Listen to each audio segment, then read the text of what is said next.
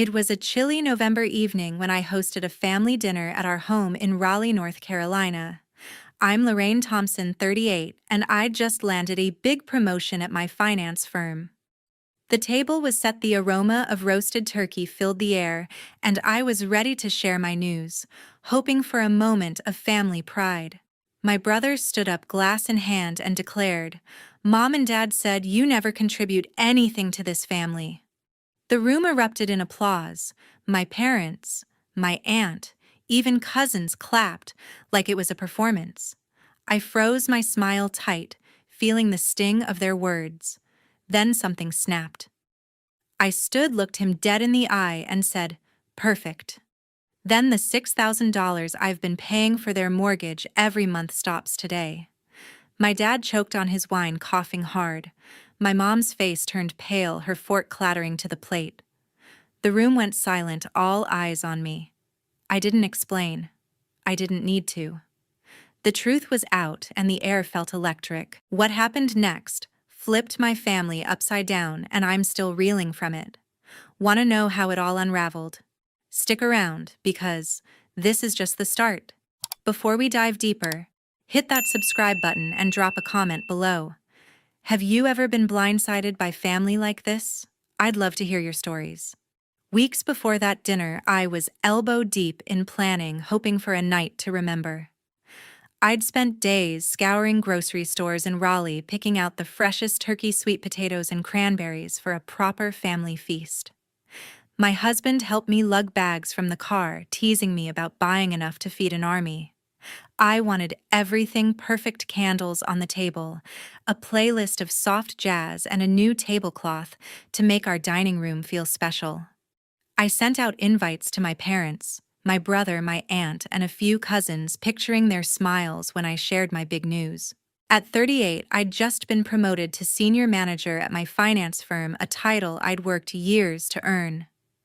The thought of my family raising their glasses to toast my success made my chest swell with pride. I couldn't stop thinking about what this moment could mean. Growing up, I'd always been the one pushing harder, staying up late to study while my brother slacked off. I remembered nights in my cramped apartment poring over financial textbooks, chasing certifications to climb the corporate ladder. My husband stayed by my side, brewing coffee at midnight, cheering me on through every exam. Those sacrifices paid off. My new office had a view of downtown Raleigh, and my paycheck could finally ease some family burdens. I wanted to do more for my parents, maybe help them fix their creaky porch or cover unexpected bills. If they saw how far I'd come, maybe they'd finally say they were proud. The day of the dinner arrived, and I was buzzing with excitement. I spent the morning chopping vegetables, my son helping with the stuffing while my husband set up chairs. I imagined my dad clapping me on the back, my mom beaming, even my brother nodding with respect. But as guests trickled in, something felt off. My brother arrived late, barely saying hello, his eyes fixed on his phone. My parents shuffled in, their faces tight, offering quick hugs before sitting silently at the table. My aunt chatted about the weather, but her smile seemed forced. The jazz played softly, the turkey smelled divine, yet the air carried a chill I couldn't place. My son caught my eye, raising an eyebrow as if he sensed it too. I brushed it off, telling myself it was just nerves. I wanted this night to bring us closer, to show them who I'd become. I had no idea how wrong I was about what was coming. I spent hours perfecting the menu, choosing dishes I knew my family loved: green bean casserole for my mom, pecan pie for my dad. I even bought a bottle of wine my brother once mentioned liking, hoping it might spark a real conversation. My husband and I had saved for weeks to afford the spread-cutting corners on our own groceries to make this night special. I kept picturing their reactions when I announced my promotion, the way their eyes might light up. I'd worked so hard, not just for me, but for them too. I wanted to be the daughter who made things easier, who gave them something to brag about at church or the community center. Looking back, I should have noticed the signs earlier. My brother's calls had grown shorter over the years, always rushed, never asking about my life. My parents rarely mentioned my job, brushing off my updates with vague comments about their own struggles. I thought this dinner could change that, bridge the gap I felt growing between us. I remembered a moment from years ago when I got my first big bonus and offered to help with their bills. They'd thanked me, but it was quick, almost dismissive, like it was expected. I pushed the memory aside, focusing on the present. The table was set, the candles flickered, and I took a deep breath, ready to share my news. My son squeezed my hand under the table, his quiet support grounding me. I was ready for a night that would make us feel like a family again. As the pumpkin pie hit the table, the room felt heavier than I expected. The dining room in our Raleigh home glowed under soft chandelier light, the table laden with roasted turkey, mashed potatoes, and green bean casserole. The spread was a feast, every dish steaming and fragrant, but the faces around me didn't match the warmth. My brother Matthew sat across from me, his jaw tight, barely touching his plate. My dad Ralph fiddled with his wineglass, avoiding my gaze. My mom Pamela picked at her food, her lips pressed thin. My Aunt Ellen made small talk about the weather, but her voice was strained. Only my husband Robert and my son Benjamin seemed at ease, Robert offering me a reassuring smile, while Benjamin piled stuffing onto his plate. The jazz playlist I'd chosen played faintly, but it couldn't mask the tension creeping into the air. I took a deep breath, ready to share my promotion. I'd worked years for this, and I wanted them to know. Before I could speak, Matthew pushed his chair back and stood, his glass raised like he was about to give a toast. His eyes locked on mine, cold and sharp. "Mom and Dad said you never contribute anything to this family," he declared, his voice cutting through the room. The words hit like a slap. My cousins clapped. My aunt joined in, even my parents nodded along, their faces smug. The applause echoed, each clap a jab at my heart. I felt my pulse race, my hands trembling under the table. Benjamin looked at me, his fork frozen midair, his eyes wide with confusion. Robert reached for my hand, his grip steady, but I barely felt it. The room seemed to spin, their betrayal sinking in. I stood my chair, scraping the floor, and forced a smile. "Perfect," I said, my voice calm but sharp. "Then the $6,000 I've been paying for their mortgage every month stops today." Ralph choked on his wine, coughing violently, his face red. Pamela's fork clattered to her plate, her face draining to a ghostly pale. The applause stopped, replaced by stunned silence. My cousins exchanged glances, their hands frozen. Ellen's mouth opened, but no words came out. Matthew's smug grin faltered, his eyes narrowing. I didn't flinch. I'd held this secret too long, and their accusation had snapped something inside me. For 5 years, I continued, my voice steady. "Now I've paid $6,000 every month for Ralph and Pamela's mortgage. That's $72,000 a year, over $360,000 total. I've also covered their health insurance premiums, $400 a month, because they couldn't afford it after Dad retired. And let's not forget the $2,000 for their roof repair last spring, or the plumbing fix the year before that." I looked at Ralph, who was still coughing, his napkin pressed to his mouth. Pamela stared at her plate, her hands shaking. Matthew sat down hard, his face a mix of shock and defiance. The room was so quiet I could hear the faint hum of the refrigerator from the kitchen. "This stops now," I said, my eyes sweeping the table. "No more payments, no more covering for anyone. You think I don't contribute? Fine, you're on your own." Robert nodded, his hand still on mine, his expression fierce with support. Benjamin watched me, his eyes bright with something like pride. Ellen stammered, "Lorraine, maybe we can talk this out," her voice weak, her hands twisting her napkin. I shook my head. "There's nothing to talk about," I said. "You made your stance clear." Matthew leaned forward, his voice low. "You're really going to do this?" "Over one comment?" I met his gaze, unflinching. "It's not one comment. It's years of being invisible to you all." The rest of the meal passed in near silence. Pamela pushed her food around, not eating. Ralph sipped his wine, his cough subsiding, but his face still flushed. My cousins avoided my eyes, their earlier enthusiasm gone. Ellen tried to change the subject, mentioning a neighbor's new car, but no one responded. Robert kept his hand on mine, a quiet anchor. Benjamin ate slowly, glancing at me every few bites as if checking I was okay. I felt a strange calm, like a weight had lifted. I'd spent years carrying their burdens, thinking it would earn their respect. But that night I saw the truth. They didn't see me, not really. And I was done trying to prove myself to them. 3 days after the dinner, my phone buzzed with Pamela's voicemail.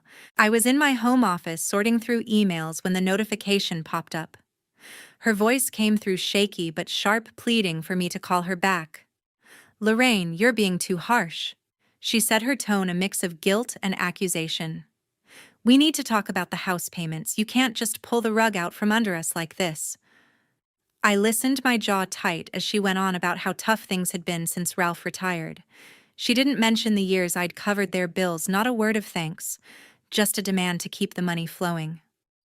I deleted the message without replying, my fingers hovering over the phone. I'd spent too long carrying their weight, and her words only hardened my resolve. That afternoon, I logged into my bank account and canceled the automatic payments for Ralph and Pamela's mortgage. It was a simple click, $6,000 a month gone. I also stopped the $400 health insurance transfers I'd been making for them. The screen confirmed the changes, and I felt a strange mix of relief and dread. For 5 years, I'd kept their lives afloat, thinking it was my duty as their daughter. Now I was done. Robert walked in, saw the screen, and nodded. "You did the right thing," he said, his voice firm. Benjamin was at school, but I knew he'd understand. My family, my real family, was here in this house, not begging for handouts while judging me. By evening, my phone lit up again, this time with texts from cousins I hadn't spoken to in months. "Heard you're abandoning your parents," one read. Another said, "How could you be so selfish?" My stomach churned as I realized Ralph and Pamela had started a whisper campaign. They'd called my uncle in Charlotte my aunt's bridge club, even our old neighbors spinning a tale that I'd turned my back on family. They painted me as cold, ungrateful, a daughter who'd rather let her parents lose their home than lift a finger. Not one mentioned the hundreds of thousands I'd paid to keep that home theirs. I scrolled through the messages, each one a fresh cut, but I didn't respond. I wouldn't play their game. Then came Matthew's text late that night. "You're destroying this family," it read. "Mom and Dad are freaking out because of you. Fix this, Lorraine." I stared at the words, my heart pounding. He'd stood there at the dinner leading the charge against me, and now he had the nerve to blame me for their panic. I wanted to fire back, to list every dollar I'd spent, every sacrifice I'd made, but I stopped myself. Replying would only drag me into their chaos. Instead, I turned off my phone and went to bed. Robert's arm around me, his steady breathing a reminder that I wasn't alone. The next morning, I focused on what mattered. I drove Benjamin to school, laughing as he told me about his history project. Robert and I planned a weekend hike, something we hadn't done in months. I pushed the family drama to the back of my mind, determined not to let it consume me. But the rumors kept coming. A coworker whose sister knew my aunt asked if I was okay, saying she'd heard I'd cut off my parents. I forced a smile, said it was complicated, and changed the subject. Ralph and Pamela's story was spreading like wildfire, each version more distorted than the last. They'd told relatives I was hoarding my wealth, that I'd always been distant, that I cared more about my career than family. It stung, but I refused to engage. I kept my routine steady, anchoring myself in the life I'd built. Benjamin came home with a good grade on a math test, and we celebrated with pizza. Robert and I stayed up late talking about our next steps, maybe even a vacation. But Pamela's voicemail lingered in my mind, her voice echoing with entitlement. I checked my bank account again, confirming the payments were stopped. The finality of it felt right, but heavy. I'd carried their burdens for so long, it was strange to let go. Yet every time I thought of calling back, I remembered their silence at the dinner, their nods when Matthew accused me. They'd made their choice, and I'd made mine. A week later, Matthew walked into Robert's office without warning. Robert was at his desk, a small accounting firm in downtown Raleigh, papers scattered around him.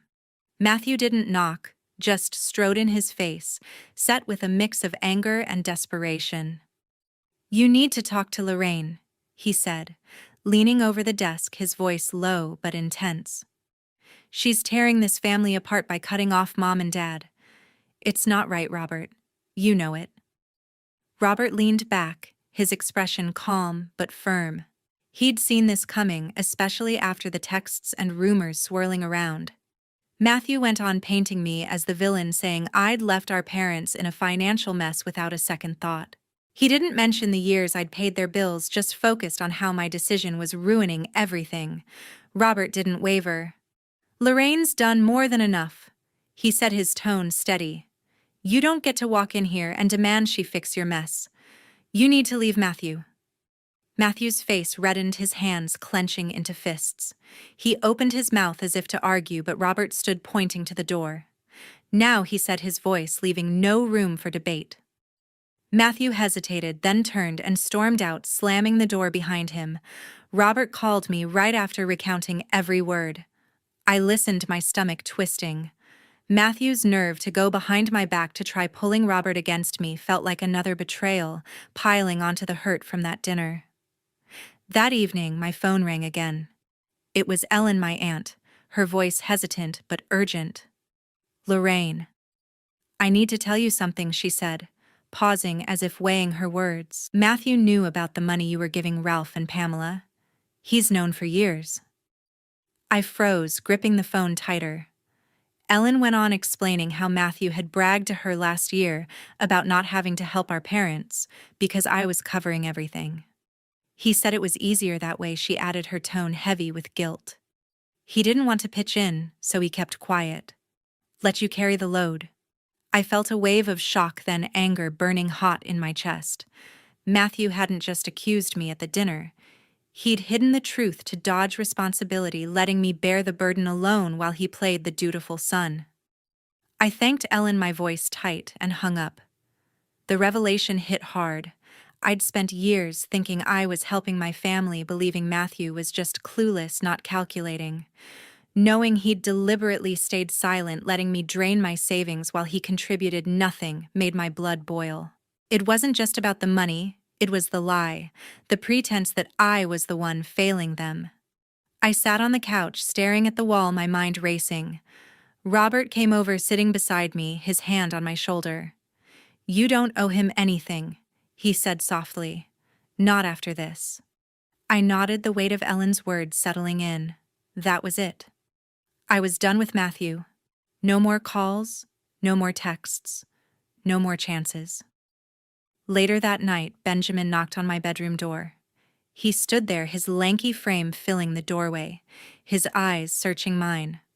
"Mom, are you okay?" he asked, his voice quiet but concerned. He'd overheard me talking to Robert, caught the edge in my tone. I forced a smile, patting the bed for him to sit. "I'm fine, Ben," I said, ruffling his hair like I did when he was younger. "Just figuring out who really matters in this family." He frowned, not fully understanding but sensing the hurt. I told him a simplified version, that some people take more than they give, and sometimes you have to let them go. He nodded, leaning against me, and for a moment I felt grounded. Benjamin's quiet support, Robert's unwavering loyalty. These were my family now, not the ones who'd turned their backs. I blocked Matthew's number that night. It was a small act, but it felt final, like closing a door I'd left open too long. I didn't need his apologies or excuses. Ellen's call had shown me who he really was, and I wasn't going to let him drag me back into their drama. I lay awake thinking about the years I'd spent trying to keep everyone happy, only to be blindsided by their resentment. But with Robert and Benjamin by my side, I felt a clarity I hadn't had before. Matthew could keep his secrets, his accusations, his guilt trips. I was moving forward, and he wasn't coming with me. 2 days later, my phone lit up with Pamela's text.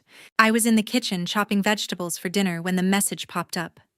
"Lorraine, I'm sorry if we upset you." It read, the words dripping with insincerity. but you need to reconsider stopping the payments. We're struggling. Please call me. No acknowledgement of the years I'd paid their mortgage, no gratitude, just another plea for money. I stared at the screen, my knife still in hand, feeling a familiar anger bubble up. Pamela's words weren't an apology, they were a demand dressed up as regret. I set the phone down, not replying, and went back to cooking. I'd already made my decision, and her text only confirmed I was right. The next day, Ellen called me while I was at work, her voice low and uneasy. "Lorraine, there's something else you should know," she said, hesitating. "Ralph and Pamela have been talking about you online. They posted on X saying you're letting Robert control your finances, that he's the reason you cut them off." My heart sank as Ellen described the post's vague but pointed, painting me as a puppet in my own marriage, abandoning my parents for my husband's greed. They'd even hinted I was hoarding wealth, leaving them destitute. The betrayal stung deeper than the dinner accusations. Not only had they dismissed my sacrifices, but now they were dragging Robert's name through the mud on a public platform for all our relatives to see. I called Ellen back that evening, my voice steady but cold. 5 years, Ellen, I said, pacing my living room. 5 years I paid their mortgage, their insurance, their repairs, hundreds of thousands of dollars, and not once did they say thank you. Not once. Ellen tried to interrupt, her tone soft, saying she understood, but I wasn't done. And now they're on X lying about Robert, about me. They don't get to rewrite the story to make themselves victims. Ellen sighed, admitting she'd tried to talk them out of it, but they wouldn't listen. I thanked her for telling me, but my mind was racing. This wasn't just gossip anymore. It was a deliberate attack, and I was done letting it slide. That night I made a decision. I blocked Pamela and Ralph's numbers just as I'd done with Matthew's. No more texts, no more calls, no more chances for them to guilt me. I'd spent too long hoping for their approval, believing family meant carrying their burdens without question. But their lies on social media, their refusal to acknowledge my efforts, showed me who they really were. Cutting contact wasn't easy. There was a pang of guilt, a flicker of doubt. But it felt necessary, like shedding a weight I'd carried too long. Robert sat with me as I did it, his hand on my back. His quiet support steady as ever. Benjamin was upstairs, unaware, but I knew he'd understand when I explained later. The next morning, I called my lawyer, a woman I'd worked with on a few contracts at my firm.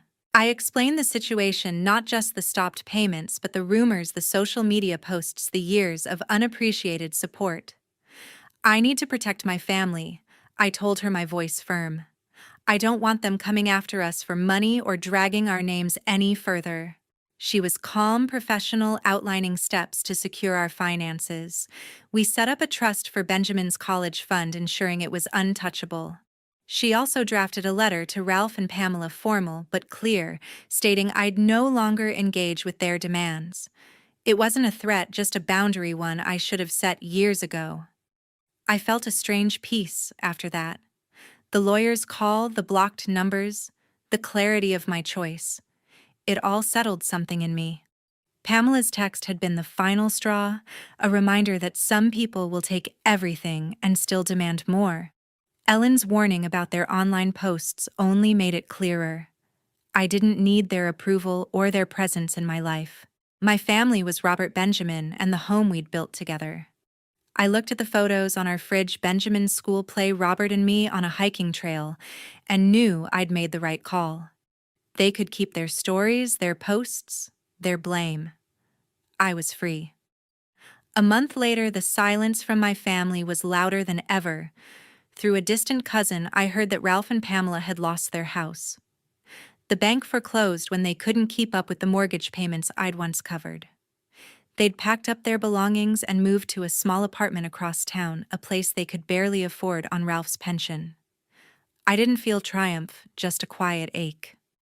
I'd spent years keeping that house theirs, pouring my savings into their stability, only for them to throw it back in my face. The news settled like a stone in my chest, heavy, but final, a reminder that my choice to walk away had been right. Matthew, far I learned, had taken a job at a retail store scanning items at a checkout counter somewhere in Raleigh. He hadn't reached out since storming out of Robert's office, and I hadn't expected him to.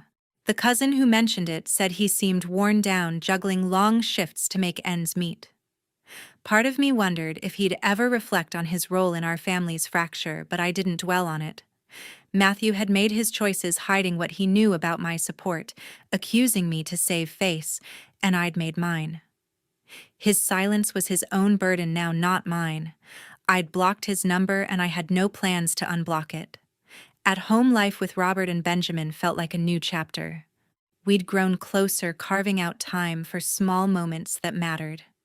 We spent weekends cooking together, Benjamin mastering his pancake flips, while Robert and I laughed over his messy attempts. One evening, Benjamin asked about the family, his voice careful. "Why don't we see Grandpa and Grandma anymore?" he said, stirring hot chocolate at the kitchen counter. I took a breath, choosing my words. "Sometimes people take more than they give," I told him. "Setting boundaries means protecting ourselves even from family." He nodded, his face thoughtful, and I saw something click in him, a lesson about self-respect I wished I'd learned sooner. Benjamin was growing up, and I wanted him to know his worth didn't depend on others' approval. I found an old box of receipts in my office buried under files from years ago. They were records of the mortgage payments I'd made for Ralph and Pamela, $6,000 a month every month for 5 years. I flipped through them, the faded ink, a stark reminder of the weight I'd carried. Each receipt was a piece of evidence, not just of the money, but of the manipulation I'd endured, their silence, their accusations, their refusal to acknowledge what I'd done. I didn't keep them out of bitterness. They were a lesson, a way to remind myself never to let guilt pull me back into their chaos. I tucked the box away in a drawer, not to dwell on, but to glance at when doubt crept in. Looking back, I saw the truth I'd missed for so long. Family isn't just blood. It's the people who see you, who value you, who don't demand your sacrifice without gratitude. Ralph, Pamela, and Matthew had taken my support for granted, twisting it into a story where I was the villain. But setting boundaries wasn't about punishment. It was about protecting myself from their ingratitude and manipulation. I'd spent years trying to prove my worth to them, only to realize they'd never see it. Robert and Benjamin were my family now, and their love was enough.